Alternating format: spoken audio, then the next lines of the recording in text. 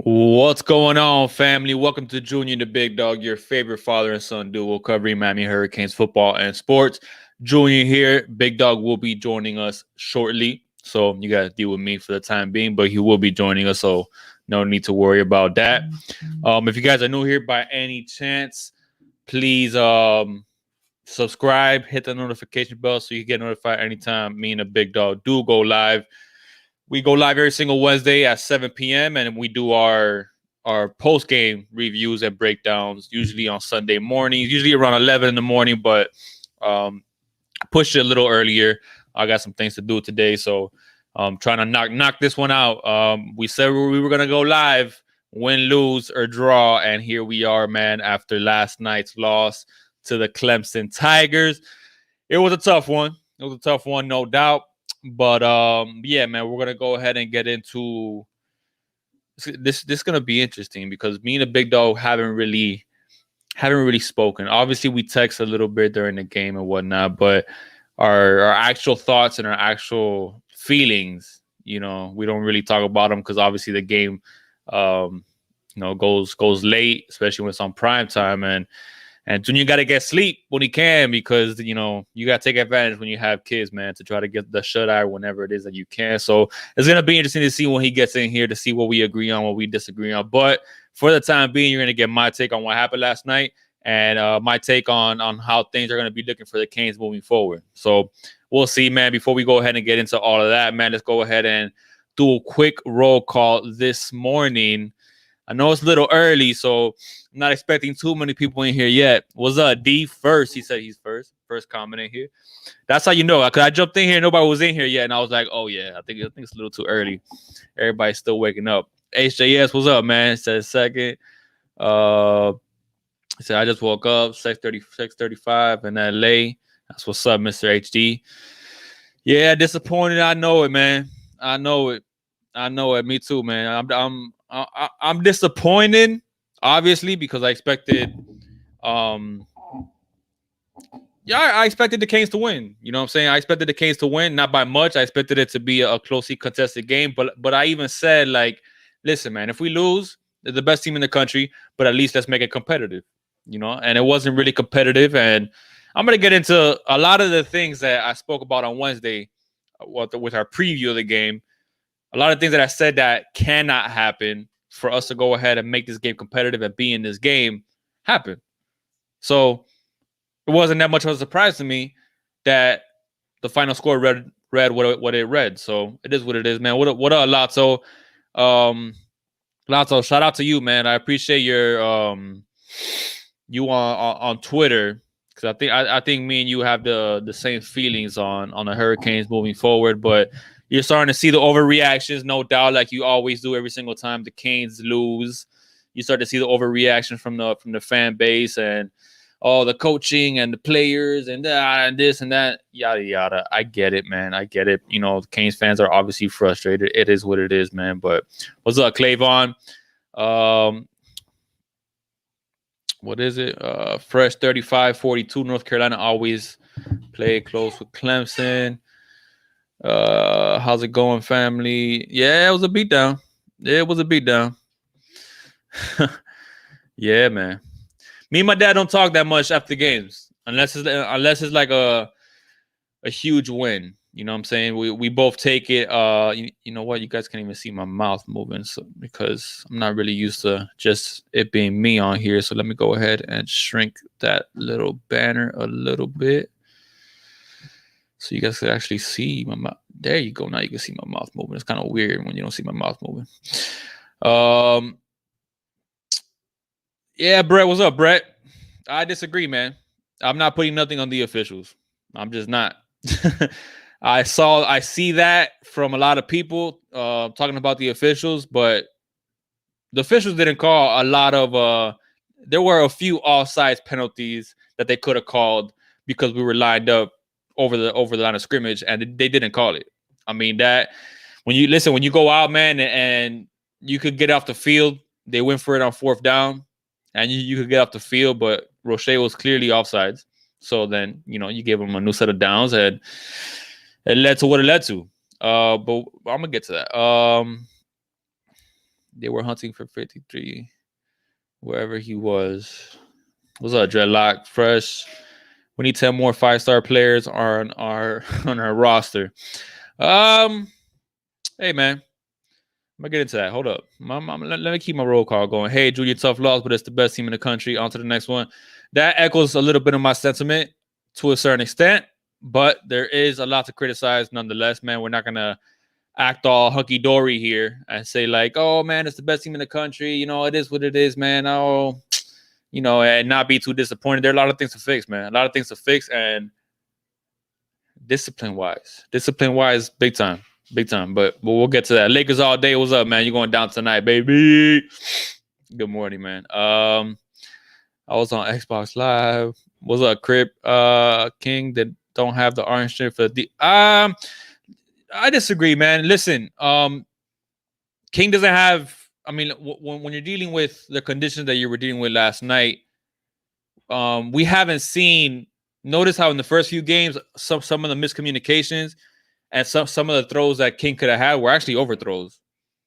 To be honest with you, so I don't think King's arm strength is an issue. I think when you're dealing with a wet football, I don't think King has big hands, and you know when you're dealing with a wet football, and this was the first time that we really saw King under pressure. I mean, listen, our O-line did not play well last night. Yeah, they played a lot worse than I thought they were going to play. So too many penalties and bad execution. I agree 100%. What up, T2Y? I wrote a check that I got a cash out for. Yeah, man, it is what it is. Hey, we took it. We took it on the chin, man. We took it on the chin.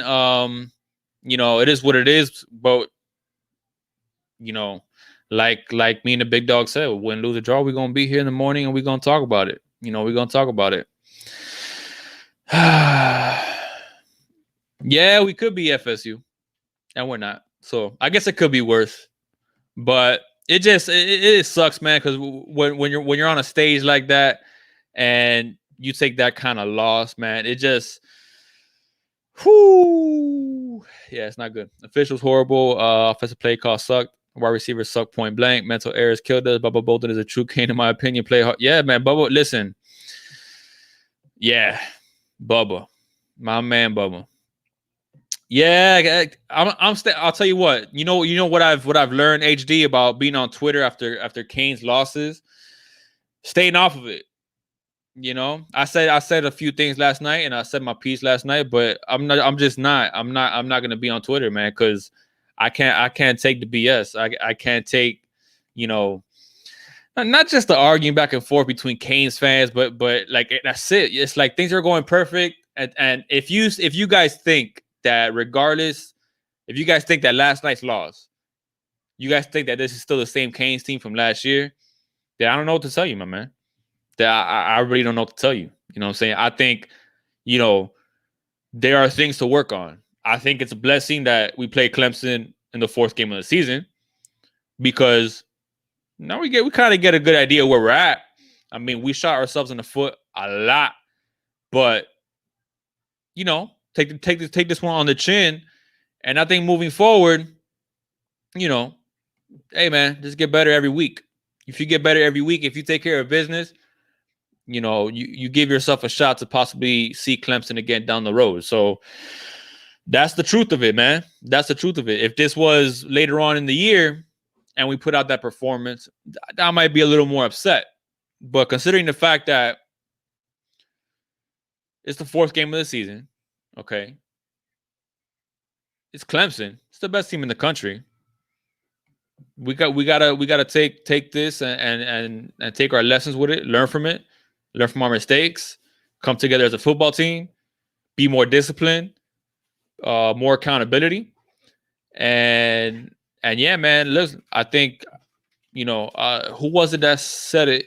Was it I don't know if it was Bubba Bolden.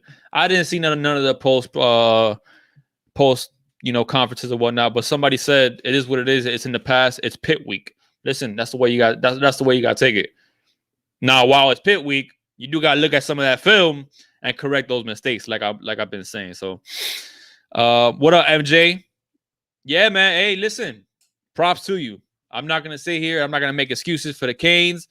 You guys just beat us, man. You guys just beat us. That it is what it is. I'm not, you know, yes, I have my own take on things and things that we could have done to make this a much closer game and possibly put us in a better position to win.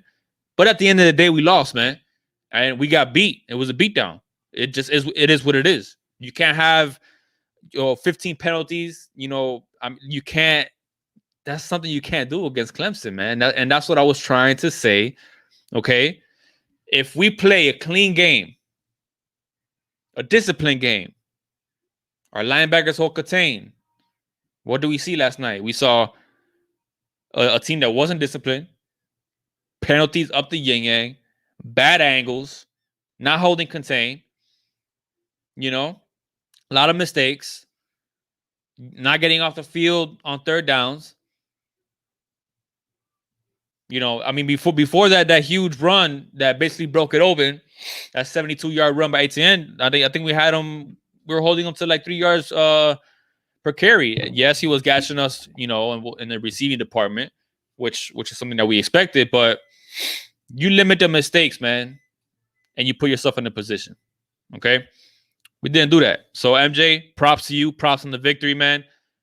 Any Clemson fans that are going to be watching this video, any Clemson fans that we got in the chat, props, man. Hey, you guys are the best team in the country, and you showed it last night. We're not there yet.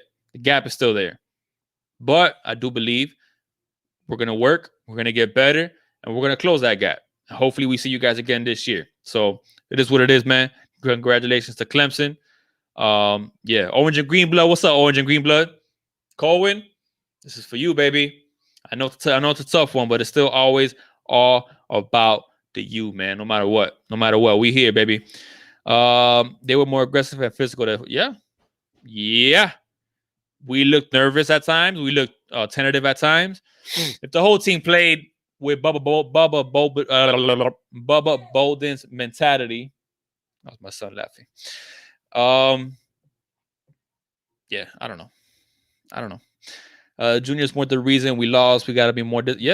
Listen, man. Yes, Amari Carter. What are you doing? What are you doing, my man? Come on.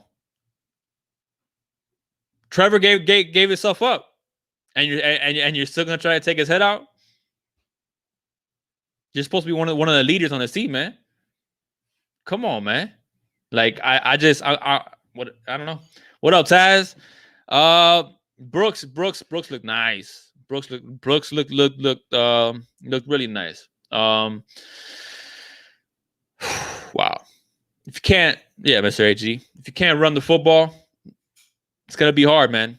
It's gonna be hard, especially when you get, when you get behind and you're not running the football. The team knows what they're, how to play you. You're not getting any push from your offensive line. Your offensive line is in the backfield almost every single snap. You know what I'm saying? The play of the game was King, because he had to run for his life. And he put us in a good position. He still couldn't punch it in. But Miami needs to win the rest of the game so Clemson can beat them again in the AC Championship. Miami needs to win the rest of the games, and we need Notre Dame to lose probably 2.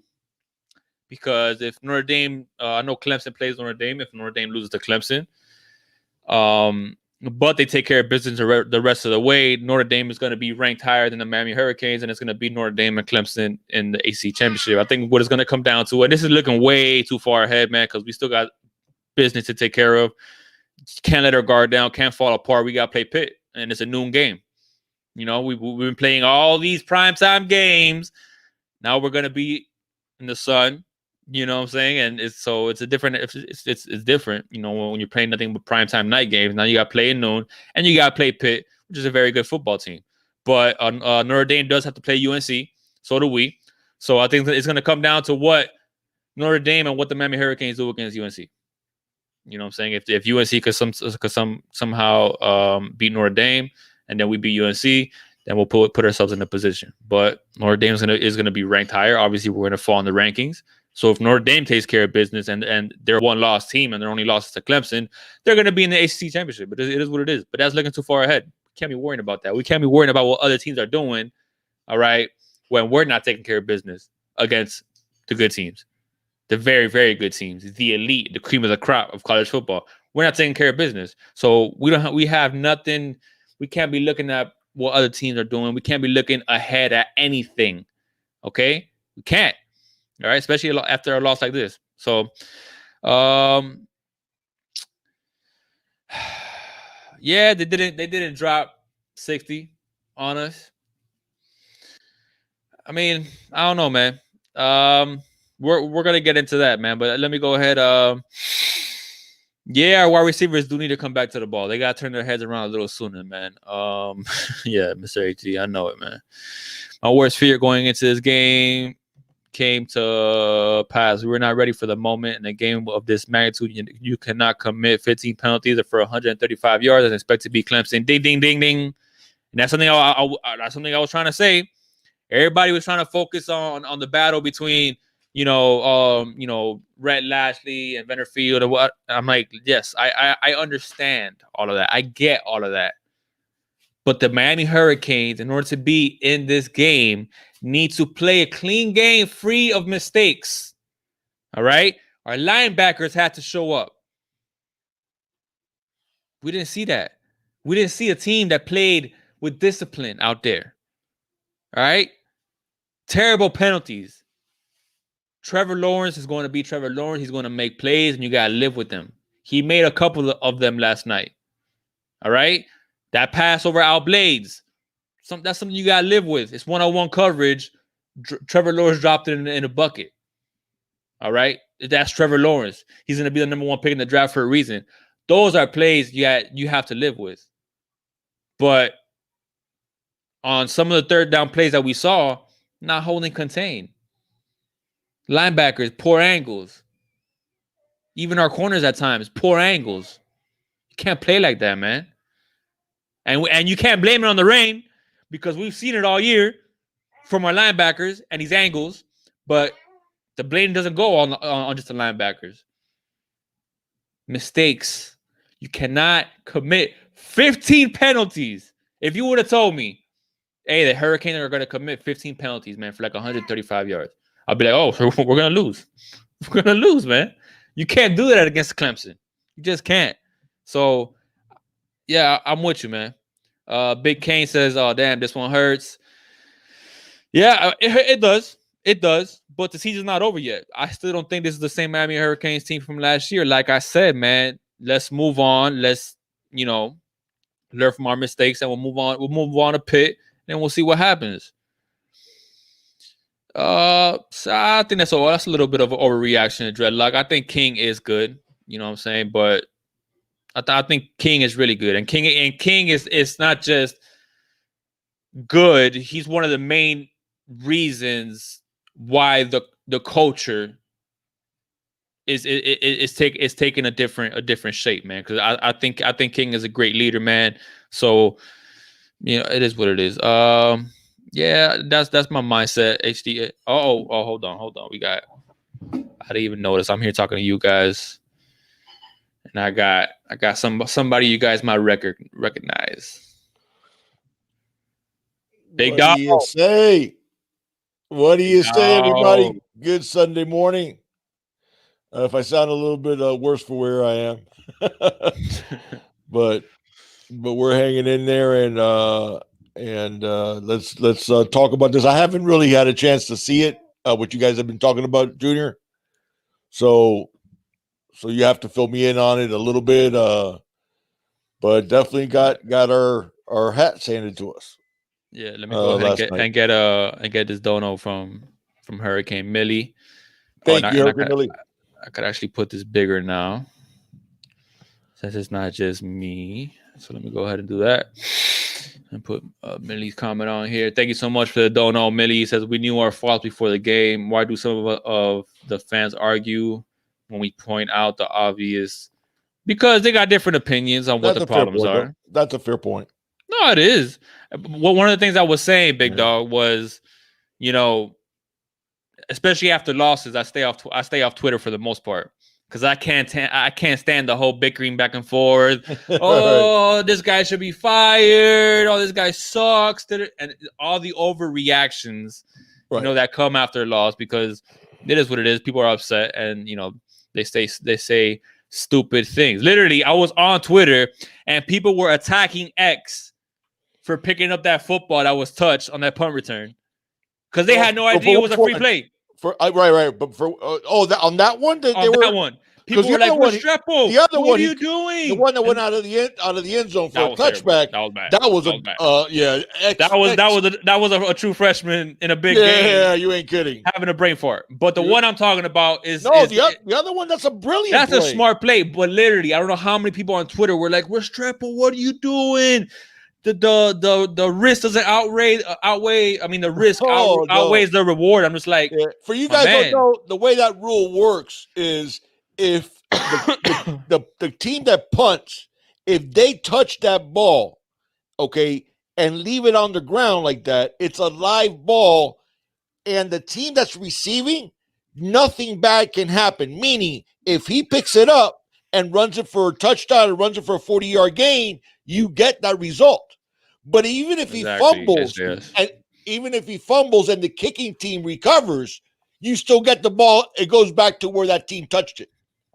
So nothing bad can happen. In fact, that's happened in many times in football where the team that downs it to the house and takes it to the house, and you get the touchdown. Because when they touch it, that's why you see you're coached to grab the ball if you're downing a punt and hand it to the official. Right.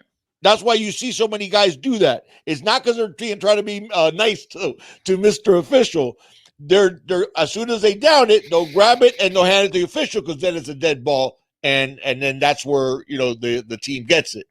But yeah, that one was a smart one. The other one, I don't know what X was thinking on that one, but he definitely had his freshman moment for sure on that one that he, luckily for us, it went out of the end zone, and and it didn't hurt us. Yeah, but that was a. I'm just gonna give you I'm gonna summarize quickly for you, big dog. Okay. Some of the things that I've been saying, so you don't maybe because I don't know, maybe repeat the same thing I said, or maybe you might have a different take on things. But basically, everything in a nutshell, what I've been saying when I first jumped on here was that one of the things that I was saying on our Wednesday live chat was that if you want to be in a game against Clemson, you need to be disciplined. You can't make mistakes. 15 penalties. That's there's no way of 135 yards of penalties. That's holding contained. You're not going to be Clemson like that. You don't have to be perfect to be Clemson, but you can't be perfectly imperfect. Right. You can't play against yourselves as well. Right. That's one of the things I was pointing out.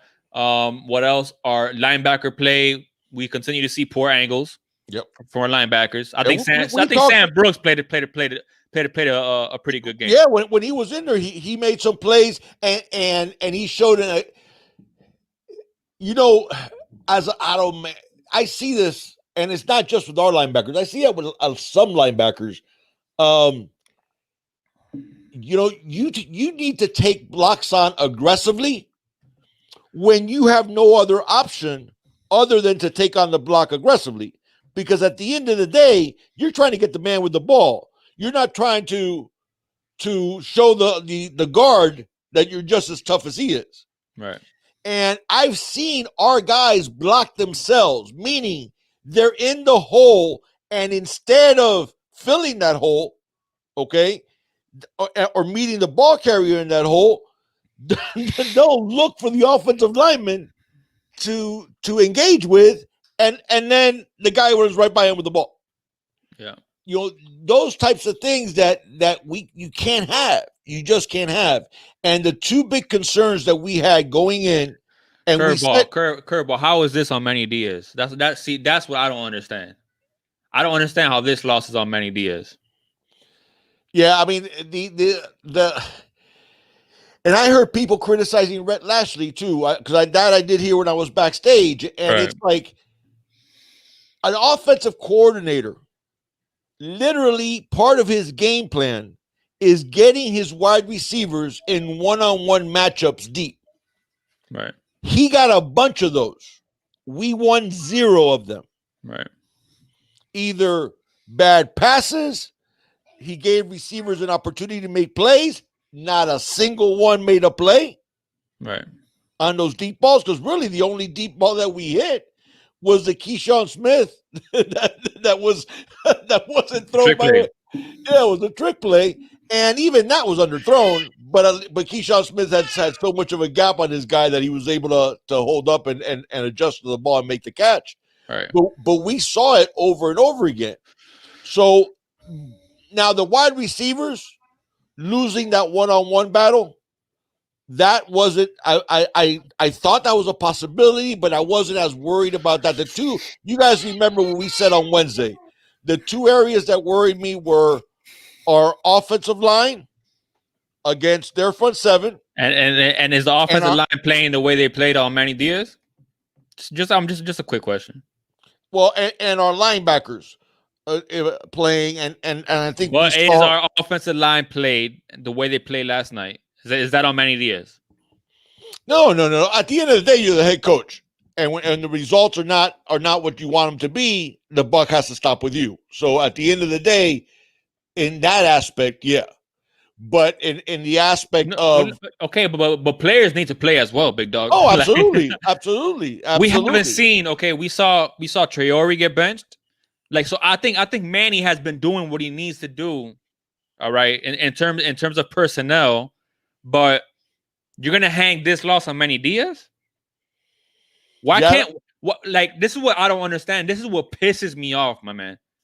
This is what pisses me off. We see it every single week in college football. We see it every single week in the NFL. Okay? Sometimes it's just not your day. You're going to lose. That is part of football. Canes fans go into every game thinking like, oh, no matter what happens, we're the Miami Hurricanes and we're the U and we shall win and put up 50 and blow everybody up. At the end of the day, it's football. You're playing the best team in the country. All right? We see upsets every single week. We see teams in the NFL every single week pulling upsets. Because it's one game. Right. Now, the overreactions is what I have a problem with. Right. Because you cannot tell me that the Canes team this year is the same Canes team last year. Right. You can't tell me that. Right. Now, and I think you'll see that in the coming weeks. I think you'll see a bounce back. We got to rebound. We got to rebound against Pitt. Right. But you got to win your one-on-one battles. We didn't see our wide receivers do that. No. We didn't see our offensive line do that. And they had plenty of opportunities. They had opportunities, big dog. They had plenty of opportunities. They were matched up one-on-one. I think a lot of what Clemson did defensively. And by the way, we could talk about some bright spots too, because I've seen some criticism of our defense. Well, at the end of the day, our defense now, they did held Trevor Lawrence to well under 10 yards in a completion and 6 yards in attempt. And when you hold Trevor Lawrence to those numbers, you're doing something, especially as long as they were left out on the field. Right. So, and for the most part, we had corralled Etienne on the running until that big run. Right. But he was hurting us as a receiver, which goes back to a little bit to our linebacker play. Listen. And the angle that Ivy took on that missed tackle. Right. But overall, he played well. I mean, I think Ivy played a really good game. Yeah, he played well. I mean, obviously, he had the big touchdown right before the half on the block field goal. Yeah. Listen, they won by 25 points, so there's a lot to get to work on. They didn't win 38-3 though. No, correct. And listen, I saw some things from the team I want to see. They didn't win. I saw no quit. I saw no quit on the team. Not only did they not win 30, we're not making excuses. Right. Smokey the Bear, what excuse have we made, my man? We're not making any excuses. I said it from the get-go. Yeah. We lost. We got beat. We beat ourselves as well. I'm not making excuses. There's no excuses that we're making here.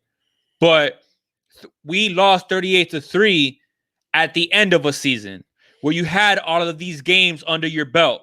Okay? We didn't lose like that last night, and it's the fourth game of the season with a new quarterback, a new offensive coordinator. All right? Different players, but we've seen a difference. Like Big Dog said, they didn't lay down last night. Correct. All right. They laid down fighting. They laid down when we lost 38-3. We've seen Miami Hurricane teams in the past few years lay down. Quit. There was no quit yesterday. Get frustrated because the offense keeps on going 3 and out. And then it just break. Our defense is like, yo, like, okay, man, like what else you want us to do? At the end of the day, man, listen, we held Clemson to 35 until what, the fourth quarter? And we had chances to make plays on offense, but when you cannot run the football, when your offensive line is playing, and give credit to Clemson's defensive front, but it's one of the things that we highlighted on Wednesday, and one of the things that Big Dog whooped our offensive line. One of the Big Dog's main concerns going into the game was how our offensive line was going to perform against their front seven. They got dominated, my man. Yeah, they did. That was a one-sided battle. So you got to throw away a large portion of the playbook because you can't even run the football. Yeah. No, I had nothing. I had nothing negative to say about play calling. Nothing, because we got a lot of the matchups. And by the way, Concrete Show had a really good comment on linebackers taking on blocks in the wrong way. And Concrete, that's 100% on point. I saw that a bunch. I've seen that a bunch throughout the season. Oh, by the way, Cohen, it's all about the U. Cohen, I just saw that Orange and Green Blood is in here. It's all about the U, Cohen. Yeah, I threw it up for him. I know you did. I had to say good morning, my little buddy. It's now curveball. You did see quick slants, and the ones we completed, they were tackled right where they caught them. I mean, exactly. They were just on him. That was pretty much. Guillermo Dale. I know that's going to be another one. That targeting penalty. You need to guys need to understand that they're trying to take this out of football at every single level. Right. You cannot lead with the crown of your helmet, no matter what. Manny did have a point though, and he's right. I've never seen that called on a hit to the stomach before. Well, if Trevor Lawrence wouldn't have got the wind knocked out of him and just would have gotten up, they wouldn't have thrown the flag. They wouldn't have thrown the flag. You're probably right. But I mean, he speared him, dude. He did, and he led with the crown of the helmet. And they're trying to take the hit out of the football. And listen, that was obvious. I haven't seen that. That was obvious. He dipped his head, but he did. He did. But he did. And the thing with Amari, that was ridiculous, Big Dog. I know, and I heard that Manny defended it, said, well, he was sort of hit from behind, and he wasn't really. It wasn't really from behind. It was sort of like from the side and behind. Threw that elbow into Trevor Lawrence's head. That's the point. That you cannot do. And if you get pushed from behind, okay, then you fall over him. You're gonna end up grazing him with your chest. No, or you just fall over him. Right. But come on, he went like this into it. Come on, man. Yeah. Like what are we doing out there? And what are we doing out there? And you do that to a sliding quarterback, and that is a penalty 100% of the time. Yeah. Not even close. It is a penalty every single time. Yeah. And that's something that you cannot do. And, and I get it, because sometimes you're right. Sometimes Amari gets picked on by the refs because he has a reputation already. So then that reputation precedes him. And listen, guys, officials watch film just like players do. And they know the players that have a reputation. But they would have called that on anybody. They would have called that on anybody. Yeah, that was, listen, at the end of the day, the young man's playing. So to expect him to have it in his head at that moment, hey, we don't have Gervin Hall to the second half. If I do this, I'm going to get thrown out. And Bubba's been banged up a little bit in the first half. And okay, that's asking for stuff that's just not going to, that's not the way players think. And there's no way you have, should you have that in the back of your mind? Hey, we're thin at my position.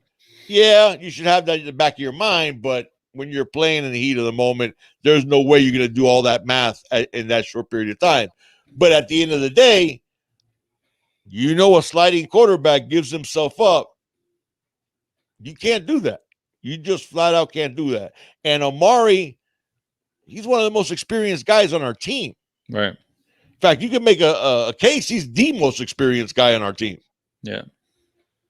You can't do that.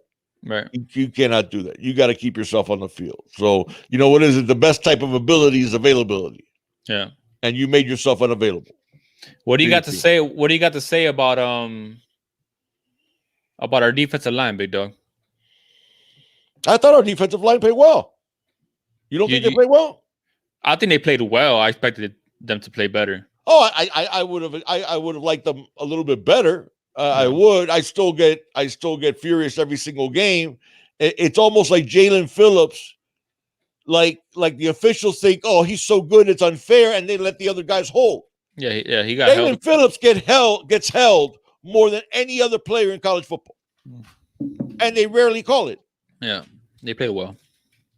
You know, so I thought they played well. I thought our secondary played well. I go back to the same thing when we held Trevor Lawrence to 6 yards per attempt.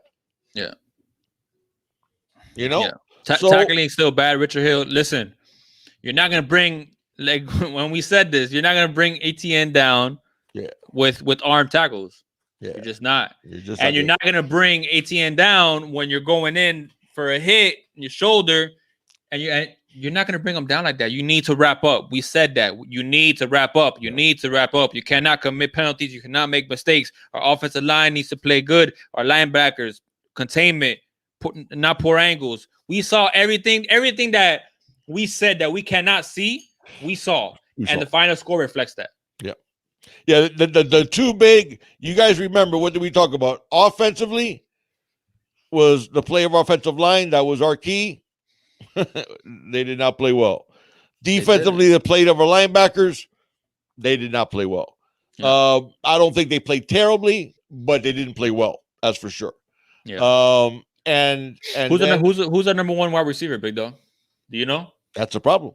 That's D. Wiggins. It's D. Wiggins, but is it? Yeah, but he didn't show up. No. Okay. I mean, that's the thing is guys, I want you to realize, okay, take the game that we saw last night, and let's say that 3 times we hit those long shots. Right. Where we get one-on-one coverage on the outside. We saw it with D. Wiggins. We saw it with Mike Harley. We saw it over and over again. Right. Let's just say we hit 3 of those or 4 of those. That's a different game. That's a whole different game. Because guess what? If you hit a couple of those, now you can't be putting all those guys in the box. You know, I saw somebody ask Manny on the post-game show, on the post-game presser. Oh, so you saw it? Because I didn't see it. Yeah, I saw it. Okay. Somebody asked him, hey, Cam Harris didn't get the carries. And like Manny's like, how are we going to give Cam Harris the carries when they got the entire marching band on the defensive line? Right. You know, they were daring us to hit them deep because their game plan was you have to hit it outside the numbers because those tight ends, we're going to take away those tight ends from you. Right. That's what their Clemson's game plan was. We're going to attack the line of scrimmage and cover the middle of the field. You got to hit it outside the numbers. Okay? Right. We'll give you one-on-one outside the numbers, which they did over and over and over again, and our wide receivers won 0 battles. Right. You didn't even see a fight back to the ball on that interception by King in the corner end zone to Wiggins. Wiggins was in bad position. Well, he was in bad position, and he tripped on the other guy's foot. You saw he got all strided. Right. But if you get all strided like that, I tell you what, if you're going down to the ground, guess who else is going down to the ground? Yeah. The DB. Yeah. I'll give up the offensive interference penalty. I'm not going to give up the interception. Right. Hurricane Millie with a dono. Another dono. Thank you so much, man. He said running back out of the backfield hurt us. We never put a hat on ATN. Yeah. Absolutely. Great point. Absolutely. Yeah. Their short passing game killed us the entire game. Well, I think he's their leading he's their leading receiver as well. Yeah, no, he's a monster. Etienne's a monster. The Dolphins need to get him. Just point blank. I want the Dolphins. I want ATN in a Miami Dolphins jersey ASAP. The dude's a beast. The dude is a beast. He's the best running back in football, man. Listen, we knew this, guys. We knew Trevor Lawrence is special. He's better than Dalvin Cook, that's for sure. And we knew that Travis Etienne is special. I mean, you're looking at who do you take, big dog? A healthy Dalvin Cook or Etienne? Yeah, Cook is really good too. Can I have them both? I'd probably take Etienne. I take Etienne. Not he's not better by a lot, but he's better. So that gives you an idea. Really yeah, exactly. And look what look what Dalvin Cook is doing in the NFL. Exactly. You're comparing him to an NFL superstar, and he's even better than that. So you can make a case that the two best players in college football are Trevor Lawrence and Travis Etienne. Yeah. You know, maybe Justin Fields has an argument in there to be second to Lawrence, or some people have Etienne even higher. But yeah, you know, that buddy of mine, Rico, we were discussing yesterday, who would I compare Trevor Lawrence to in terms of a prospect? And man, it's been a minute. It's been a while since you have a guy that has all of his skill set. The ceiling for Trevor Lawrence as a quarterback is higher or the highest it could possibly be for any quarterback. Yeah. You know, and Pete, we have what do you say, Martin? Oh, it's always a pleasure. That's why that's why I put him on here. Thank you. It's always a pleasure, Martin. That's one of the good things about doing the lives in the morning, that Martin could join us. So exactly. Greetings, Martin. He says that if you look at a lot of the plays, we had ATN dead to rights in the backfield. The defense was okay, but intensity needs to go up next time. Yeah, Martin, I agree. Yeah. Listen, we held him. We had when he broke the long one, he had like 10 carries for 30 yards. Yeah. Deep into the third quarter. Yeah. When you hold Travis Etienne with, Raymond, I'm going to get back to that, Raymond, because that's exactly, I had to go that far back to get somebody who I could actually compare Trevor Lawrence to, and it was Elway is what I came up with. And Lawrence is even bigger than Elway. So that gives you an idea of what an amazing talent Trevor Lawrence is. And mentally, the way he sees the game. But anyways, but yeah, I mean, we held Etienne in check running the ball. We didn't hold him in check as a receiver. Right. And that goes back to linebacker play. You know, now we did make adjustments with him as a wide receiver in the second half, but then he started, running the ball better. Yeah. And at the end of the day, listen, there is obviously a lot of work that needs to be done before we get to that level. And there's some things to hang your head on. There's some things that you said to yourself, okay, we're there in some other places. I thought De'Aaron King did about as much as you could do with what he was handed. No, he did not play well. And yes, he could have thrown the ball better, especially on those deep balls, which continues to be a problem for us. Nobody knows that more than De'Aaron King, trust me. Oh, man, that young man is exactly what you want in a quarterback. Yeah. He's a leader. You know for a fact all he's going to do is just work that much harder.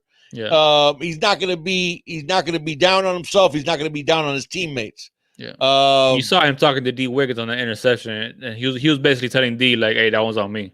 Yeah, exactly. Which if I was D, I'd be like, "No, that was on me because I didn't give you a shot." You guys have to understand, when you have a deep ball and it's 1-on-1, okay, and the guy is covered, you put the ball up to give your receiver an opportunity to make a play, right?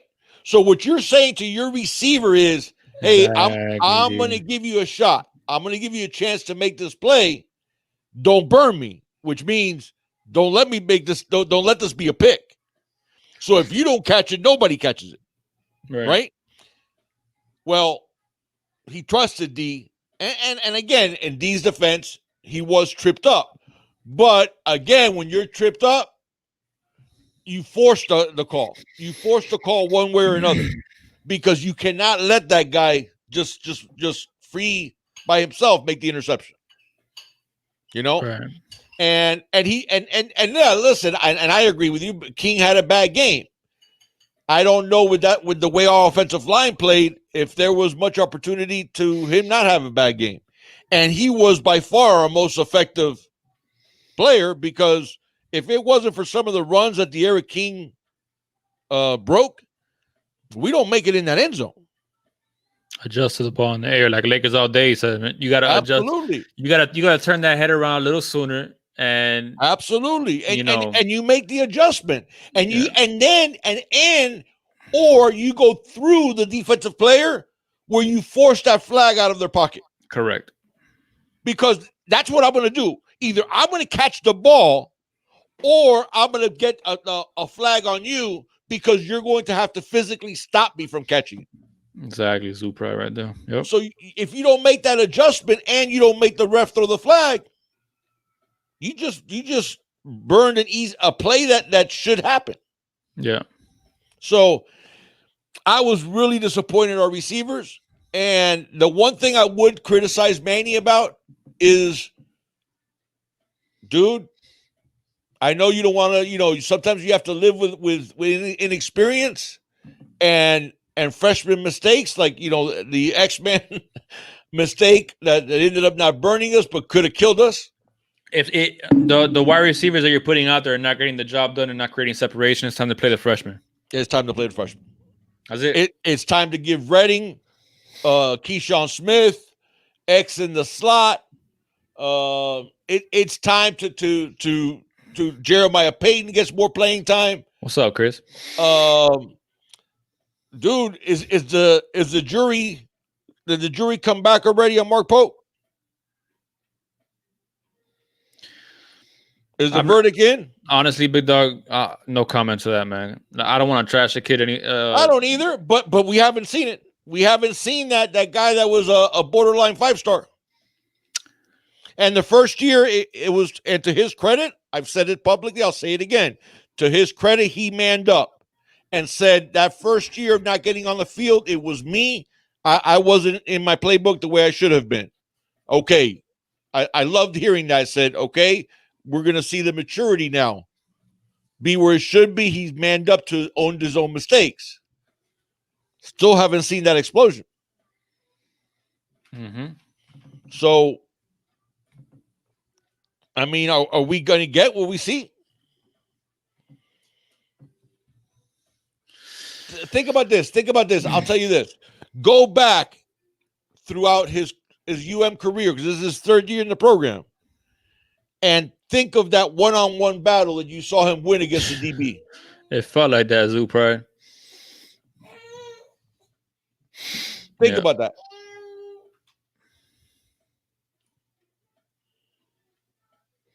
Yeah. Yeah, we are. Exactly, Billy. I'm glad you pointed that out. Yeah, our special teams are looking great, man. Borregales is automatic. Lewis Headley is the best punter in the country, and we blocked 3 kicks yesterday. Yeah. 2 of them by Bubba Bolden and one by my New York connection, Jared Harrison Hunt. I'm sorry, go ahead. Read Martin's question. It said, Big Dog, what are your thoughts on physical conditioning? Our receivers looked skinny and Clemson players looked bigger and more explosive. I think because the wrong receivers were out there, Martin. The wrong receivers were out there. I think if we put Michael Redding out there and Jeremiah Payne out there, I don't think we look skinny. But You're right. The receivers we do have out there are. I mean, D. Wiggins has had, he's finally put on some weight. I think he's up to like 200 pounds, but he's 6'3". Yeah. And Pope still looks like a high school player. Okay. I mean, he does. He still looks like a high school player. And Mike Harley, Thank you, Crip. Mike Harley's a slot receiver, and that's what he looks like. But I think it's time. I mean, Michael Redding, 6'1", 195. I'm both already a grown man. He's a grown man. And chiseled. Yeah. And chiseled. Keyshawn Smith has good size.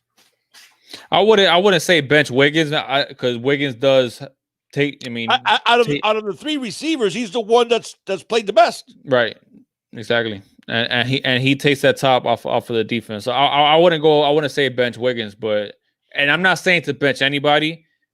But it's time to give those young guys some more playing time. Some more playing time. Hey guys, just very quick, man. If you guys are new here, man, please hit that subscribe button. We're trying to get to 3K, man. So if you guys enjoy the content, like I said in the intro, we do lives every single Wednesdays at 7 p.m. We break down the game that we got that week. So, and we also do our post game reactions here on Sundays, usually at 11. But like I said, a little bit earlier today because I got some stuff to do today. So it was a little earlier, man. And we also cover recruiting. Just check out our library, man. We do player breakdowns with film, from Huddle, high school recruits. We do a bunch of things, man. So if you guys do enjoy the content, man, please hit that like button, Yes. subscribe. We got 140 watching. We only got 41 likes, guys. So please help us get those likes up. It really does help us. So, yeah, hit that. Go ahead and subscribe and the other stuff. I'm sorry, dude. Absolutely. Big Dog. So I got a question, man. Subscribe and hit the notifications bell too for those of you other than you. So you get notified. Right. Thank you, Richard. Yeah, hit that like button. Listen to Richard. Don't listen to us. Somebody was asking about Brevin. Brevin in his I saw the presser after the game too, and he said he's okay and he doesn't think he's going to miss any time. Obviously, Brevin's not a doctor, but he didn't look like he was any of the worse for wear. And what I was concerned about is I expected that it was his shoulder popped out, and I had that. I had those dislocated shoulders. That's what that's what it looked like. But normally when they do that, they put you in a splint to immobilize your arm, and he wasn't in a splint at the presser. Correct. So he could have been in one and took it off, but it looked like he said he thinks he's going to be okay and be fine for the pick game. So yeah, and I don't know if they would have trotted him out for a presser if he was seriously hurt. Yeah, So right. I think he's going to be fine. Yeah. That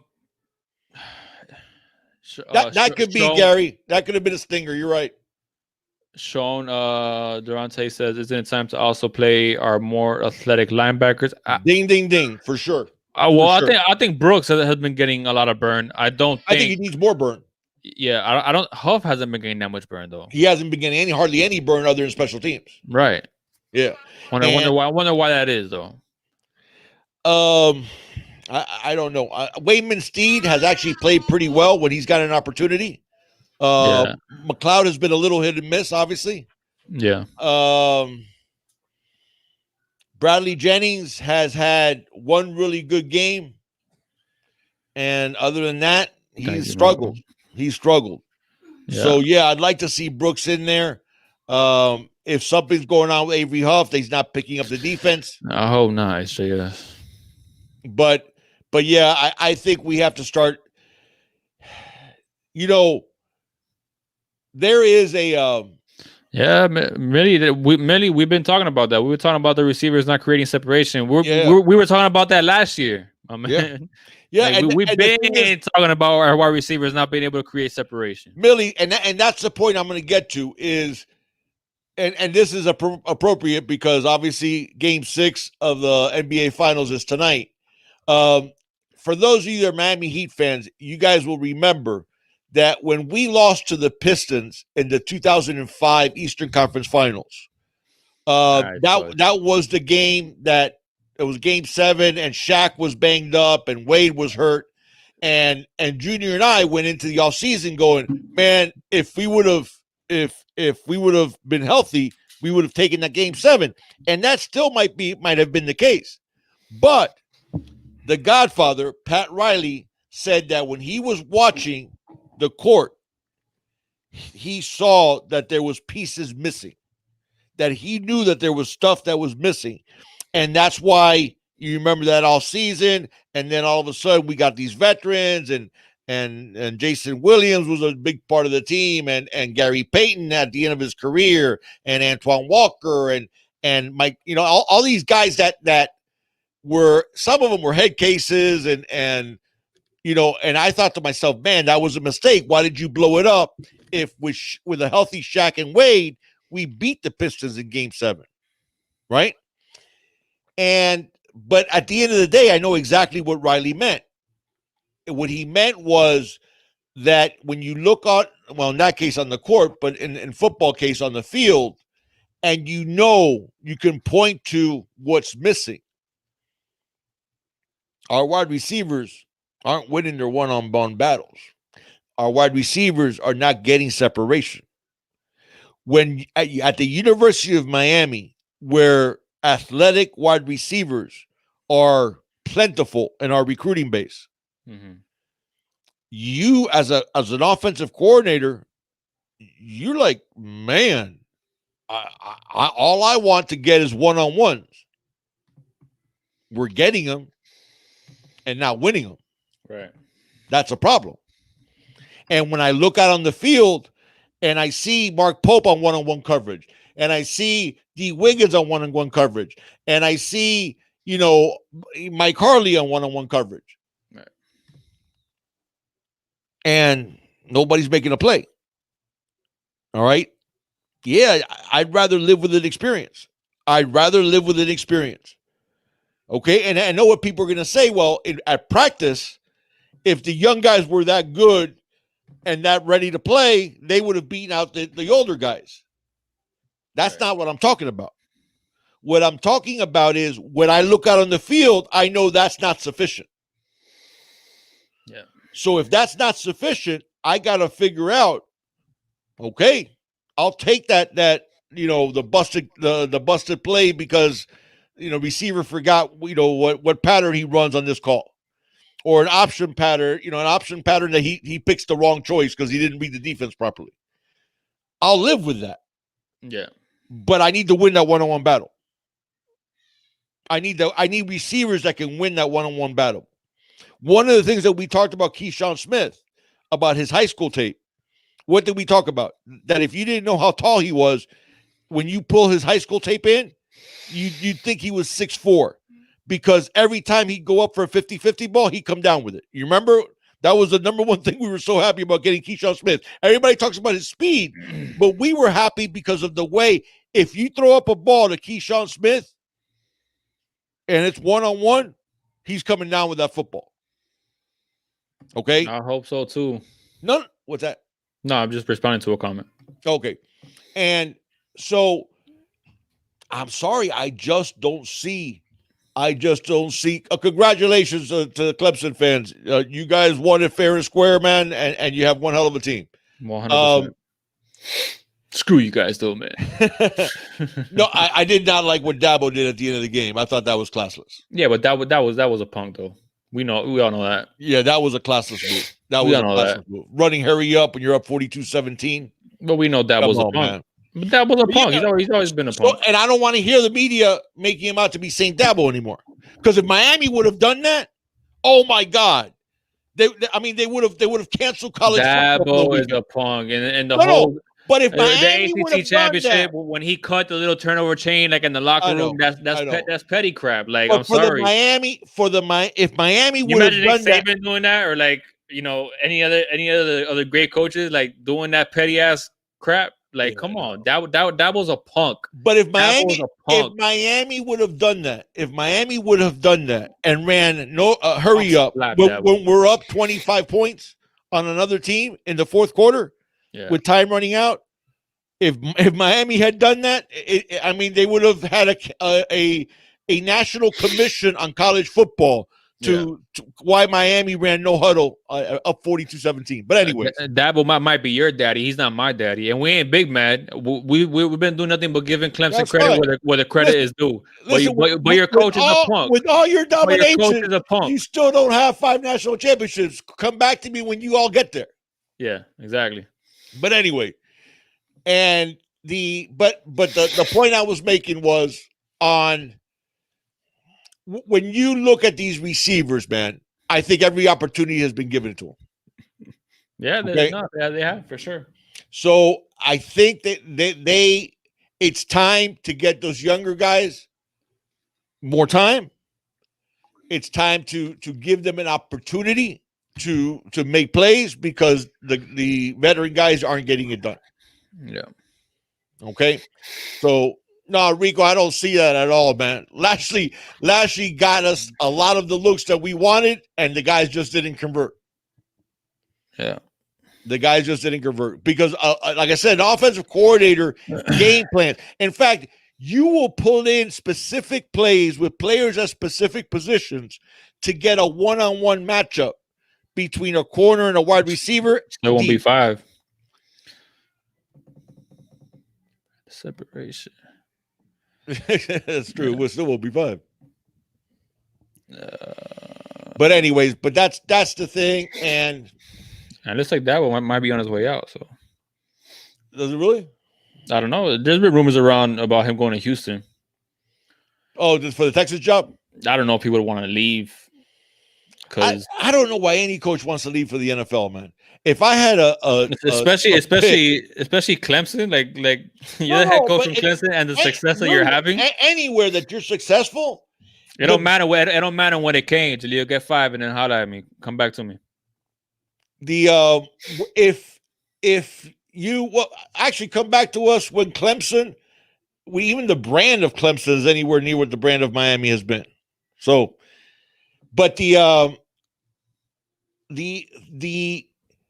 best gig for a head coach to me is being a college football coach, especially in a small town, because you're like God in a small town, like Nick Saban in Tuscaloosa, and there's guys like that all over the country that are like, and especially if they've had success, right? That's the best gig in the world, man. That you could work like Bobby Bowden did at Florida State, 40 years at one place, and you're a legend. And that's a Red Lashley. What's that? Don't leave for a head coach. Well, that's different. It's a head coaching. It'll be a head coaching gig in college football, not necessarily going to the NFL. But it does. I mean, it depends how much money they're going to throw at Dabo, but I don't think it's going to be that much more than what he's making at Clemson. I mean, do you think they're going to throw that much money at Dabo if he like at the NFL? Yeah. No, he's fine. Money wise, listen. You're much better off. And by the way, Anthony, I'll answer your question because Anthony was saying about us being hyped after the FSU game. No, Anthony, we were plenty hyped for this game. I mean, this is actually, even though Florida State's a rival, this was the much bigger game to the team. Oh yeah. But you got to figure, okay, even if the NFL pays you more, you also get fired after, remember the Texans were in the playoffs last year. Yeah. Okay, so they start off 0-4. Bye-bye, Bill O'Brien. Done. So, yeah. But that was coming because of the whole the DeAndre Hopkins trade. That trade was something else. I mean, giving us the first rounder for Tunsil. I mean, he gave him 2. Did he give 2 first rounders for Tunsil? Yeah, but we gave him Tunsil. We gave him a second. Isn't that what it was? Yeah, but didn't we give him Kiko too? No, Kiko went to the Eagles. No, Kiko went to the Saints. The Saints, right. Yeah, he gave us like 2 picks for Tunsil. Yeah, it was bad. So that was coming. And Tunsil's good. He's a good left tackle, but he's not a great left tackle. He's not for what they gave us. By the way, you saw Austin Jackson's on IR, right? Austin Jackson. Yeah. Austin Jackson's on IR. What happened to Austin Jackson? I think he said foot. Something with his foot. But now, IR is not what it was in the past. It was only 3 weeks. Right. It's at least 3 weeks, but yeah, that's what it is. Yeah, but that's it. It absolutely, the penalties were huge. But the offensive line struggled, and against their defense, their front 7, and our linebackers struggled. And then, guys, we talked about on the Wednesday show, we were going to get one-on-ones on the outside, and there was going to be deep balls there for us. And we didn't connect on a single one. And listen, as much as I defended De'Aaron King, he deserves some of that blame too, obviously, because, if he would have thrown, picture-perfect passes, it'd been different if it would have been drop passes. So he has, but he did give the guys a chance to make plays, and they didn't make plays for him. So yeah, exactly right, Gary. The NFL stands for not for long. That's true. So I don't know why any college coach, especially a successful long-term college coach, it's like when people keep saying about Nick Saban, you think it gets under Nick Saban's skin that he didn't succeed in the NFL? I'm like, I'm sure he's lived with it. I'm sure those hundreds of millions of dollars that he's collected already from being at Tuscaloosa, I think has made him feel a little bit better about that. And national championships. Oh, not only, and going down as maybe the greatest college coach ever. Yeah, exactly. I think that pretty much is makes them feel better. So Right. Dang, I was gonna ask you a question, big dog. ice cold. It's not that we didn't attack the middle of the field. That's what they took away from us. They gave us outside the numbers. Yeah. And we just didn't capitalize. Yeah. Well, a criticism. They were focused on our tight ends. Yeah. Some people were worried about and were wanting our wide receivers to be more involved in this offense, and I think Clemson saw that. You know, our tight ends, especially Brevin Jordan, our running backs. They said, we're going to take that away from you. Right. And we'll give you one-on-one on the outside. Yeah. What you guys have been doing great for the first 3 games, you know, involving your tight ends, involving your running backs, you know, running the football. You guys are doing that great. We haven't seen your wide receivers necessarily be up to the challenge and doing as great. So let's go ahead and take away what you do great. Listen, and let's see your wide receivers. Let's see what your wide receivers can do. Venables, and by the way, his kids are 2 tremendous young players, man. They really are, man. But Venables as a DC, what does Bill Belichick do? Yeah. Takes away what you like to do. Right. He takes away the thing that you like to do the best. He takes that away and then says, "Okay, beat us doing what you don't like to do." Yeah. And that's what he did with us. Is what Venables did with us is took away that middle of the field and our tight ends and running backs. Yeah. Crowded line of scrimmage to hurt our running game, and then left one-on-one. Amon Richards was our last elite Miami wide receiver, I would say. Yeah. And that's elite. Our last really, really, really, really good wide receiver was last year, and that was KJ. Right. You know, I wouldn't necessarily call him elite, but no, Amon was elite. I like KJ a lot, and I wish I would have had a team full of KJ Osborns. Yeah. But yeah, no, we haven't They took everything. Everything underneath they took away. Okay, like what have we seen from the Miami Hurricanes? Even on third downs have been passes even short of the sticks, but putting the ball in their playmakers' hands, breaking tackles, getting that first down. They watch film and they study that, and they were like, okay, you guys are in the middle of the field. That's what they middle of the field. Right, exactly. They focus on the middle of the field, and they'll say, if you're going to beat us, you're going to beat us outside the numbers. Right. And we did. Do you have any big dog? I keep on going back to the question I wanted to ask you.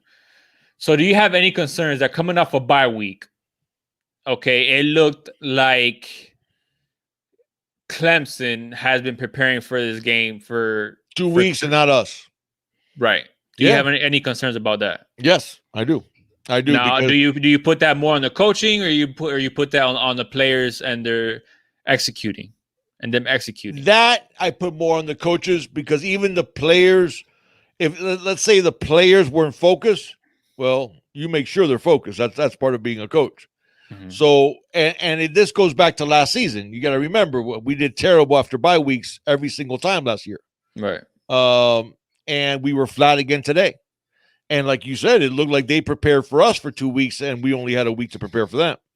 Yeah. So they did a really good job. They did a really good, and some of that's also Clemson's had very good fortune in terms of continuity with their staff, which will probably change at some point. But keeping a DC as successful as Venables for as long of a period of time as Clemson has, that's not normal in everyday college football these days. Right. DC is hot for 2-3 years. Boom, they get the head coaching job that they want. Yeah. And Venables has had his opportunities. Yeah. He just loves coaching defensive football. Yeah. Sean, this is something that I said because I saw a lot of people mention it as well in the chat about King not being able to make the deep throws since he underthrew a lot of passes. He did. Some of the passes that we've seen early on in the year has been King actually overthrowing. So I don't think King being able to throw the deep ball is a problem. I think it has a fact to do with a wet football. He doesn't have big hands. Well, he said he did it. That's King though. He's never going to take an excuse. So he said the wet ball didn't bother him, but he doesn't have big hands. I mean, he's 5'9" at 5'10". Yeah, he's like 5'10". I think they have it listed at 5'11", but he's not 5'11". Right. He's not 5'11". Cesar with the donation. Thank you, Cesar. No, but we've had a problem all year long. Cesar Iglesia. Go ahead. He says, thank you so much for the dono, my man. He says, on a positive, we struggled on both sides of the ball, but we didn't get blown out, and the penalties killed us. But we belong. See you next time at the ACC Championship. I like it, Caesar. I like the positive. Like I was saying, guys, listen. I don't want to look too far ahead, man. We gotta take care of Pitt. We gotta take care of some really good teams down the road. It doesn't get easy. UNC is a good team. Virginia Tech is a good team. UNC hung 56 on VTech. That was crazy. Yeah, but you saw VTech was missing like 15 players. Yeah, I know. Because of COVID. Yeah, Virginia got whooped. So they're not looking as good as I thought. I don't know if maybe that Clemson loss like demoralized them, but listen, in order for us to hit the ACC championship, Notre Dame needs to lose 2 games, man, and because we're not gonna get that. If it comes down to Clemson and both Notre Dame and us have 1 loss, we're not gonna. It's gonna go to a higher ranked team. It's gonna, and that's gonna be Notre Dame, right? So we need UNC to possibly beat Notre Dame. We need some other teams to possibly beat Notre Dame. But so we need Notre Dame to have 2 losses, and we need this Clemson loss to be our only loss. Yep. To have a shot to get a rematch. So hold on, give me 1 second. And but the thing is, guys, at least at the very least, we see where we need to get to. And I think with this team, I think that's different than in the past. Because I do think we have the right people in a lot of places. I think having Ed Reed as chief of staff is going to matter a lot, especially in this week. Lighting a fire under Thank the you, players. Steve. Appreciate that, man. So at the end of the day, guys, you don't ever a loss is a loss is a loss. So you never there is no positives in a loss. But that being said, you have to take some positives from a loss. And I do think this much. I think Clemson proved that they're the best team in college football. They deserve that number 1 ranking. I don't know if you guys saw Bama yesterday against Ole Miss. I didn't see the final score. I know that it was last time I left it was 56-45. Or no, that was NC North Carolina and Virginia Tech. It was 52. No, it might have been like that, somewhere around the same, like 56-45. Right. But they were battling with Ole Miss. Right. No, Clemson showed last night. Clemson's the best team in college They are football. the best team in college football. Right. And I think there's a distinct there's quite a gap, after them for the second best team, which is Bama. At this point, from what we've seen so far, we haven't seen Ohio State yet. Clemson Tigers, national champs guys said that ACC is better than the SEC this year, and you can make a case. That was the case in 2016, and you can make that case now for sure. For sure. $10 donation from Steven, man. Thank you so much. Steven said that he's watching at work. He just wanted to stop in and say what's up, but he's going to be watching us tomorrow.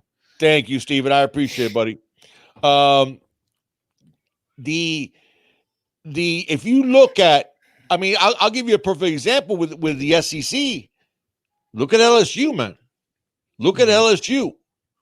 Okay, now it's not just that they're 1-2. Kentucky beat Mike Leach. Remember, everybody when they threw for 600 yards against LSU, everybody was saying, "Oh, hail Mike Leach. We should have hired Mike Leach. Mike Leach should be our head coach." They got beat yesterday by Kentucky 24-2. 5 interceptions. Okay, so now Mike Leach isn't God anymore. That's what I'm saying. They got dish ragged the previous week too, by the way. So LSU now, Ed Orgeron was the new Nick Saban. Yeah. Now LSU is 1-2. Right. And not only that, they've given up. They've given up 1,000,000 yards. They gave up a ton of yards yesterday to Missouri. Got a couple of donos. Yeah, we got L Cool J. I like that. He says Hardy, Pope, and Wiggins haven't hit the weight room since they hit campus. They are soft and do not like physicality. They refuse to fight for 50-50 balls. Baker still gets beat by tight ends in the red zone. That's all fair points. Yeah. Those are all fair points. Wiggins, I'd set apart from that because you have to remember when he showed up, he was really skinny. He was 6'3", like $165, yeah, $170. yeah. So he has spent some time in the weight room, but he had a lot to make up for because he was real slender. But you're right, Pope still looks like a high school kid. He does. He still looks like a high school player going up against college players. Still looks really thin and narrow. And yeah, I understand sometimes your frame is your frame, but it doesn't look like he's living in the weight room, dude. Okay, I gotta get better. Sometimes I just gotta get better at ignoring some comments. Sean with a $2 donation, 15. I'm not sure what that means, but thank you so much for the dono. Thank you. Big fans. Steven, I want to make sure. Big fans of you, so just want to show some respect for your excellent content. Thank you so much, Sean. I'm saying your name right, Sean? What was I gonna say? 247 says something that I wanted to put up here. He says, I don't want to hear about the yards we gave up on defense. We stopped their offense and then extended their drives. We lined up offsides twice. The personal fouls are automatic first downs. Ding, ding, ding, ding, ding. Ding. All great points, 247. And by the way, we got called on it twice. Yeah. We lined up offsides a bunch. And I don't get that. That's the ball. You look at the ball. You make sure you're behind the damn ball. I don't understand how you line up offsides. We lined up offsides. I would say 10, a half dozen times, 6 times yesterday. We only got called twice. And on that play that Quincy Roche made, that awesome play that they called him for being offsides, by the way, it ticked me off because it looked like that the line judge was actually going to let it go until Quincy intercepted the ball, and that's when he pulled the flag. That was a very late flag. That was a very late flag, and because it literally looked like he saw the interception and went, okay, wait, I can't let it go by. But on that play, not only was Quincy offsides, Jalen Phillips was offside on the other end. Right. You know, and we did it a bunch more that they didn't call it. Now, I do blame the officials to some extent because those that haven't played football don't know that. A lot of times, officials can fix that by just going up to the players and going, hey, you guys lining up in that neutral zone, watch yourself. All right, come on, big dog. What's that? Officials do that all the time. But don't put that on the officials. No. Officials do that all the time. You see when receivers line up, when they have to be on the line, that they do like that. They point to the left. Yeah. What are they pointing to? The chains. No, they're pointing to the line judge. And they're asking the line judge, am I good here? Oh, I got you. Okay. So officials do that all the time, just like the personal fouls. If officials starts, people say, oh, he threw a flag because they're getting chippy. No, you don't have to necessarily. You can throw a flag way before that because, you don't throw a flag. You go up to the players. They go, hey, cut it out. Next time I'm gonna throw a flag. Yeah. That's what they mean when officials lose control of a game, because people say, well, they threw the flags. No, it's you lose control before you threw the flag because you need to have that communication with the players. Yeah. Okay. And when you see that once, okay, you throw the flag. When you see that they're continuously lining up in that neutral zone, you have to come up to them and say, hey, you guys, I'm gonna keep throwing that flag. You guys are lining up in a neutral zone. Yeah. Okay. That's something that officials can, because officials should want to go into a game throwing as few penalties as they have to. Because nobody's there to watch them. People are there to watch the players. Yeah. Play and the coaches coach. Well, actually, the players I guess Jeremy played wide receiver. He says they used to tell me whether I'm too far up on absolutely, man. Scrimmage all the time. And that's people that haven't played football don't know that, but yeah, that's the way officials do it. Officials constantly talk to you during the game. That has to be a troll. Don't. You guys should know which ones are trolls and which ones are not. Oh, okay.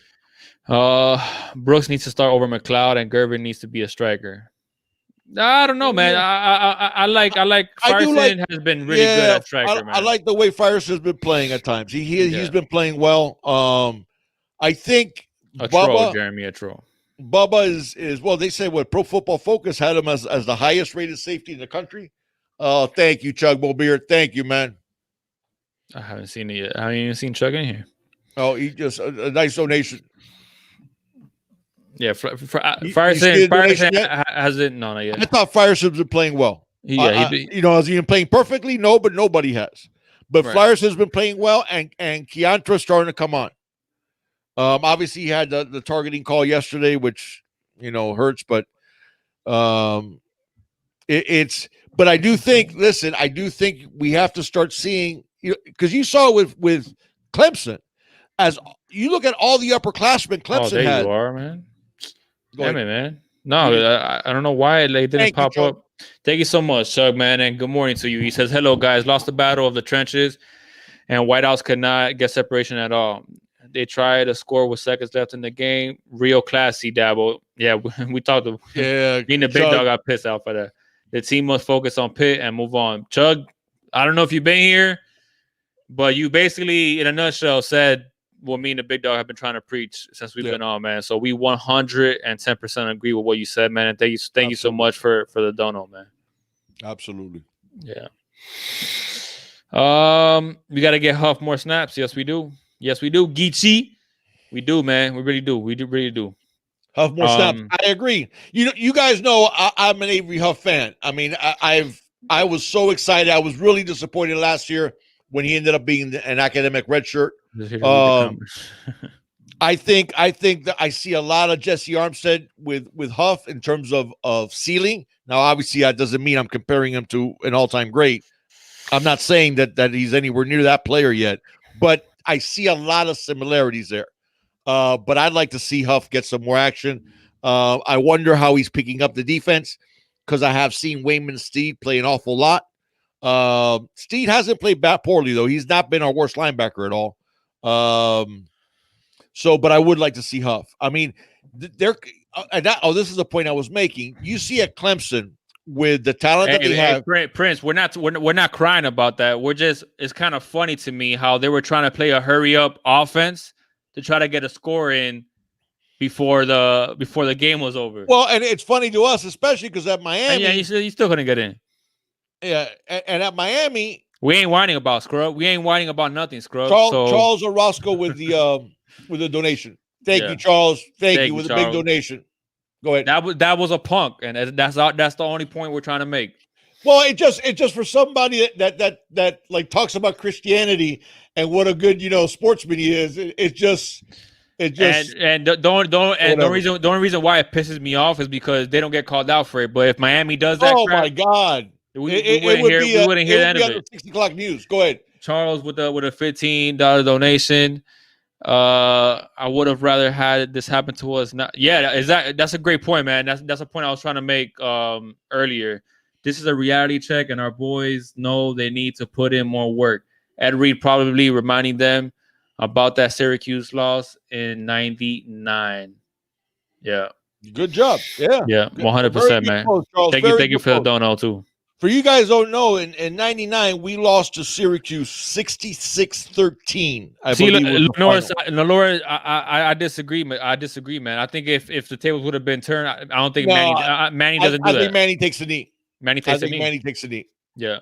Nobody said the U is back. I'm not even getting pissed off that they were trying to score. Okay, I'm not even asking him to take a knee, but running hurry up. Yeah, that's the whole thing. Come on, man. But what was the point I was making right before that we were talking to Charles? In '99 we lost to Syracuse 66-13. Okay. That team, that was a big Syracuse team with Donovan McNabb, and they were really, really good. That loss, because everybody talks about the Florida State win in 2000. Because you guys remember, we had the probation years. Not what we said, Krusty. We had the probation years in the mid-'90s. And then when we were coming out of those probation years, we still had those scholarship deficits. So we had, in '99, we lost to Syracuse 66-13. Right? Everybody points to the 2000 FSU win as when Miami was back, and then we ran the table in 2000. We did stop him. He still didn't get into the end zone. So I mean, that looked pretty bad. You ran your little hurry up to try to get a touchdown. You still couldn't get in. So well, I just to me, and then the announcers don't even mention it. What if it was Miami? They'd be all up in arms. But anyways, Yeah. On FSU, when we beat FSU in 2000, that 66-13 game, if you talk to the players from those teams, including the greatest college team ever, the 2001 Canes, that 66-13 loss to Syracuse was one of the best things that ever happened to the program at that point. Right. So that's the thing. And Charles, that's a very good point. Yeah. That is a very, very good point. Will Sky with a $5 donation. I don't think it's the fact that, damn it, what the heck happened? I missed it. There it is. Thank you so much for the dono. I don't think it's the fact that he didn't want any pork. I just think that he took a bad angle on that. Like, you're not going to trip up ATN. Yeah, you should have used.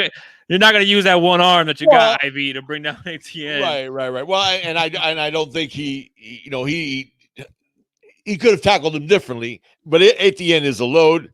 But yeah, I mean, DJ should have done that differently. We've talked about Bubba, Derek. Yeah, Bubba. To me, Bubba is the best safety. Yeah. In the country. Yeah, I really do. I mean, it's he is a playmaker on defense, and you saw it yesterday. 2 blocked field goals. Right. I mean, everything. Bubba's a baller, man. Bubba's a baller. Bubba is a baller. I hope we keep him past this year. I don't see that happening because the NFL is going to come a-calling. So Bubba is a baller. And to me, he's been, I mean, if you want to say our most influential player, might be De'Eric. But really, I think Bubba's been the best. And I know some people were criticizing him. I'm like, what are you doing criticizing Bubba? Being the bully. Yeah. Yeah, HES. Bubba's definitely going on the first day. Yeah, he's a monster. Dude's a monster. And he's 6'3", 200 pounds. Man, you talk about central casting. That's a guy that you want. Yeah. Patrolling the back end for you. So, yeah, Bubba, he's just, well, Rico, I mean, everybody misses tackles, but Bubba's been our best player. He's just been our best player. So, yeah. No, listen, I thought we had a shot. I think we both said that we thought that the Hurricanes had a chance of beating Clemson, but that was if they didn't shoot themselves in the foot the way they did last night. Okay, 15 penalties. If you think you're going to beat Clemson at Clemson, committing 15 penalties, that's not going to happen. Yeah, and I mean, listen, and the way our offensive line played, man, it was just terrible. It was really, really bad. You can't commit those kind of mistakes, man, and those kind of penalties, and expect to put yourself in a position to win. But listen, hey, all props to Clemson.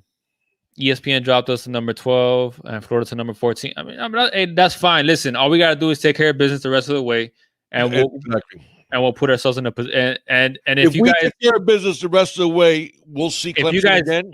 We'll get a chance to avenge the loss. So, right. And if you guys need proof that this is not the same, Miami Hurricanes team from last year, then we'll see that soon enough. We'll see how we rebound against Pitt, and we'll see how we finish up the rest of our games, man. Because listen, you just got beat. That's all it comes down to, man. Like, you're just not there. You're not there yet, in my opinion. The gap is still there. Better preparation. Our offensive line is obviously still not there. When you're playing, I mean, offensive line has played decent, but you obviously have not played a front seven like Clemson's, and they got exposed bad. Like, our offensive line got exposed really, really bad last night, man. Venables called it a heck of a game, man. They took away what we do best.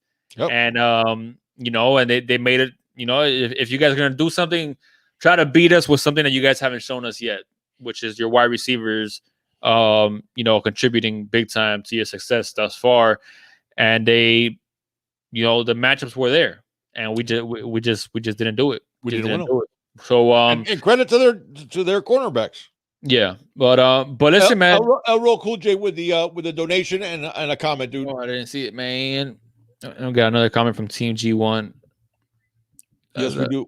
Hello. Thank you, both of you. That's like a tongue twister to me. I got a LL Cool J. Number 53 needs to get benched for number 6 permanently. So Sam Brooks, obviously. AC5 is a liability due to his late hitting. He put our D in a bad situation, playing number 27 for almost a quarter. And listen, we got lucky. We got lucky because that drop pass. That was Brian Balone being a true freshman. I mean, he's a true freshman. I get it. Dude, you got 3 NFL safeties, and at that point, we had 0 because Bubba was banged up. Amari gets kicked out of the game, and Gervin couldn't play until the second half. Right. So we got lucky because he dropped that ball, he was gone. Yeah, we did. If he catches that, he's gone. So yep. I mean, it is what it is, man. That's the first. Your first like meaningful game action comes against the best team in the country. That's tough. That's real tough. Yeah. Team G won with a $5 donation as well, man. Thank you so much for the dono. Thank you. And thank you, LRL Cool J too. Thank you both. I hope all these people talking about firing people have jobs to put up money for who they want to hire. Yeah, we're not calling to fire anybody. No. There's been people in the chat. That's what he's talking about. Oh, okay. Yeah, there's been people in the chat that have been saying stuff about firing people and stuff. Nah, man, listen. At the end of the day, if this was 42-17 to even a good team, I'd be upset. I'd be not that I'm not upset now. I'm upset now too, but I'd be a lot more upset. We lost if it was to like UNC, for example. Correct. That we're not even competing. I'd be really ticked. We did it. We lost to the best team in the country at home, and we know where we have to be. We know what that mark is now. Right. And I think that there's 2 things that can happen here. There's 2 things, and one of these 2 things are going to happen. Okay, either we allow the infection that was there last year to re-up, which I don't think we're going to do. I don't. It's not that I don't think. I'm pretty sure we're not going to do that. Yeah. Or you use that game as a springboard to getting better. Okay, because that's the only 2 things we can do. I have confidence that we're going to do the latter. We're going to do that second thing. Right. That this is going to be, okay, damn sure can't beat Clemson committing 15 penalties. Damn sure can't beat Clemson getting those one-on-one battles and not winning them. Damn sure can't. Because you have to remember, guys, everything, things don't happen in a vacuum. If you're able to hit some of those deep shots, guess what happens? Venables has to adjust to that. Mm-hmm. Okay? But when you're getting those one-on-ones and you're not hitting any of them, what does Venables do? I'll do more of the same. Yeah. So if it ain't broke. If it ain't broke, don't fix it. So if that's what is occurring, they're keeping our the middle of the field, our tight ends out of it, and giving you that outside, and you're not hitting what's outside, they're going to continue doing that the whole game, which is what they did. 100%. Great. So now you got more guys in the box. Now you can't run. Okay. So if you can't run the ball and you're not getting consistent first downs, it screws up your up tempo game because now you can't be up tempo when you're going 3 and out. Right. So all those things work hand in hand, and there's things to garner to gain from that loss. Junior, when I talked to him earlier in the day, said something that's true. If we were going to get spanked, and this is before the game, better it happened now than not in the ACC championship game. Right. So, take this, in worst case scenario, take this as a dress rehearsal of us knowing where we need to be. And now let's work to get in there. Yeah. So we're going to start wrapping it up, man. Yep. Thank you. I know you got to get rolling. Thank you guys so much for joining us, man. Obviously a disappointing loss, but yeah, this is what it is, man. Before we go ahead and sign off, man, if you guys are new here, one more time, man, please hit that subscribe button. Please hit that notification bell, man. We do 2 videos pretty much every week, and when the season's not going on, we cover a lot more recruiting, and we cover the guys that are coming in to reload the Miami Hurricanes football team. So if you guys want to look at some of those videos, they're in our library. Like I said, man, we go live every single Wednesday to preview the upcoming matchup at 7 p.m. Eastern time. And we do our post post-game reaction videos on Sundays, usually at 11 in the morning. So yeah, hit that like button, please. If you're here, if you're part of that rewatch squad, man, hit that like button as well, man. And if you're new and you're watching us, Clemson fan, whatever fan, it don't matter, man. Hit the subscribe button so we can get those subs up. Share the video, get the word out there so we could continue to grow the junior and the big dog family, man. Guys, you know what? I want to leave Hurricane Lotso's comment, one of the ones that he had on here before. And it is because I agree with his sentiment 100%. Let me see if I can find it so I can keep it on here as we sign out. Where you at, Lotso? Here we go, right here, baby. Stay the course, man. There's nothing wrong with being measured and coming up short. Canes are on the right path. I do believe that to be true 100%, man. And I think can I just sign the letter? That's why I'm leaving it on there, man. So I am exactly in the same exact spot you are. Yeah. So listen, man. Yes, learn from your mistakes. Watch some films. Learn from what you did wrong. You need to be more disciplined. You need to be more disciplined. Okay. Clean up those penalties. Offensive line, got to get better. All right. Linebackers, got to get better. Manny, Lashley, play some of the younger wide receivers. Have them get some burn. Because they've got some, but I'd like to see them more burn. Some more. My point. Some more. Yeah. I want them to get some more burn, man. But I have faith, man, and I think the culture really is changing at Miami. I mean, listen up. We played the best team in the country, and I think number 2, which is Alabama, there's a gap there, and I don't see anybody anybody really. You said that you were saying there's a gap between Clemson and Bama, even. Yeah, I agree. Okay, I'm sorry. Yeah. I thought you meant you were saying it the opposite. No, there is a gap between Clemson and even Alabama. That's what I'm saying. So or whoever you want to put in that number 2 slot. Whoever you want to put at number 2 slot. You know what I'm saying? So it is what it is, man. They're the best team in the country for a reason, and it looks like they might be on their way to another national championship, bearing any injuries. If they get by us in the ACC championship game, we'll see. Yeah, we'll see. So that's what I'm saying. Ball game starts that's over 0-0. why I'm glad it's game 4 and it's not later on this season, man. Right. Growth, man. We learn from our mistakes, man, and let's take out the frustrations on Pitt and let's take it out on the rest of the teams that we got on the schedule, man, and put us in the best position that we possibly can moving forward. And hopefully we get to see Clemson again in Charlotte, man. So you got anything to say, Big Dub, before we go ahead and get out of here? I think you got it. You said it all. So I apologize, guys, for my getting in late to the show. It just mornings can be a little rough to me when I don't sleep very much, and I have to take a ton of pills in the morning and have to kick in and stuff like that. So I do apologize for getting in late. Yeah. So it's all good, man. Hey, man, win, lose, or draw, baby. You guys know what it's about. It's all about. Always all about this you. Thank you, guys. Enjoy your Sunday. Absolutely. Have a good one, guys.